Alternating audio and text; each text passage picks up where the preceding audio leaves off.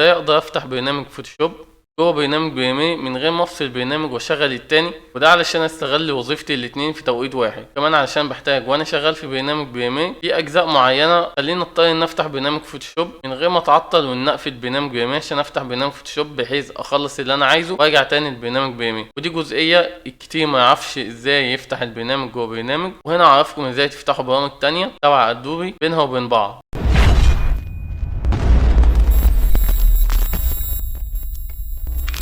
السلام عليكم يا شباب، عاملين ايه؟ اتمنى تكونوا بخير. معاكم محمد حسن النهارده في حلقه جديده خاصه بفتح برنامج فوتوشوب داخل برنامج بريمي وانا شغال عليه. زي ما اتكلمنا في بدايه الحلقه، في حاجه مهمه الاول لازم نعرفها، وهي علشان اقدر افتح برنامجين تبع ادوبي مع بعض شرط اساسي يكون البرنامجين او الثلاثه نفس الاصدار. مثلا انت عندك برنامج بريمي 2023، عشان تقدر تفتح فوتوشوب على البريمي لازم يكون عندك برنامج فوتوشوب 2023، وهكذا برنامج الستريتور نفس النظام، وغيرها من برامج لأدوبي زي افتر افكت، ان ديزاين، وادوبي اديشن الخاص بالهندسه الصوتيه. تعالوا نفتح البرنامج ونعرف ازاي نطبق الكلام ده. دلوقتي انا فاتح برنامج بريمي بالشكل ده كده. عندي طريقتين ان افتح بيهم برنامج فوتوشوب. اول طريقه وهو ان انا هعمل ملف بي اس دي جديد. باجي هنا على قائمه فايل، هنا هتلاقي قائمه نيو انزل كده هتلاقي فوتوشوب فايل، اضغط عليه وهنا جايب لي اعدادات صفحه الفوتوشوب، دي مقاسات الطول والعرض، وهنا كام فريم، وهنا البكسل اسبكت. هنا علشان احنا هنشتغل على نفس السيكونس اللي شغالين عليه برنامج بريمي، فمش هنضطر ان احنا نغير اعدادات. كل اللي انت هتعمله هتضغط اوك من غير ما تلعب في الاعدادات دي، وهنا تلقائي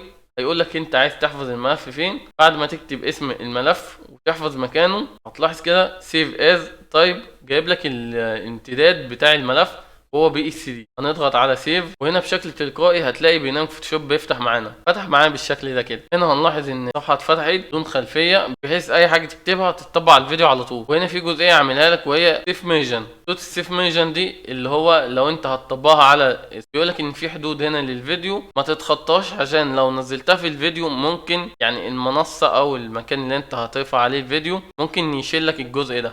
هنا هتلاحظ كده ان احنا عملناها 1920 في 1080، لكن في الفيديو نفسه عندنا 1080 في 1920. الموضوع سهل بكل بساطة. هنيجي على ايمج، بعد كده ايمج روتيشن، ونغير الاتجاه بالشكل ده كده. تمام. دلوقتي طب انا لو عملت اي حاجة مثلا بالشكل ده كده، اي حاجة، وهنا ضغطت على كنترول اس، ممكن اصغر لكم الشاشة بحيث تشوفوا الاختلاف السريع اللي هيحصل. هسحب الفايل اللي انا عملته جديد بالشكل ده كده.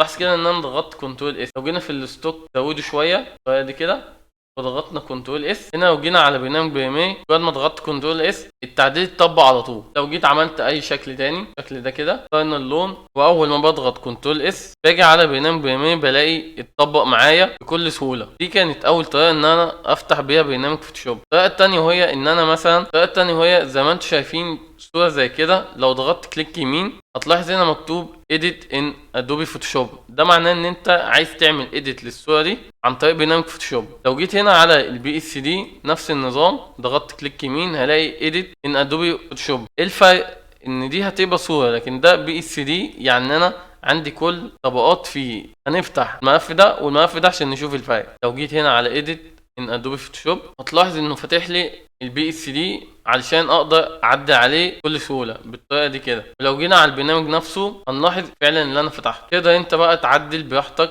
يعني لو جيت كده ضغطت كنترول اس، اول ما افتح البرنامج ده اللي هيحصل معايا، تلاقي التعديل اتطبق بمجرد ما ضغطت كنترول اس. طب زي ما قلنا لو جينا على الصوره نفسها وضغطت كليك يمين هتلاقي edit in adobe photoshop. ده كده فتح لي الصوره، بس دي لو انا عايز اضيف عليها حاجه او امسح منها حاجه وهكذا زي ما انت عايز. ولكن خلي بالك من نقطه، ان انت بتعدل على اي تراك صوره او بي اس دي او نصوص. يعني انت ما ينفعش تيجي على adjustment layer تفتح على برنامج فوتوشوب. هتلاحظ كده ان علامة edit in adobe photoshop اساسا ملغية، ولو جيت على الفيديو نفسه هتلاقي انها ملغية. والطريقة الاخيرة وهي ان انت لما تفتح برنامج فوتوشوب وتحفظ الملف بتاعك تقدر تبعته على بريمي. وبكده نكون عرفنا ازاي بنفتح برنامج فوتوشوب جوه برنامج بريمي. نفس النظام لو انت عايز تفتح برنامج ادوبي اديشن في برنامج بريمي، هتلاحظ كده وانت بتضغط على علامة edit in adobe photoshop هتلاقي تحتها نفس النظام بس بدل فوتوشوب اديشن.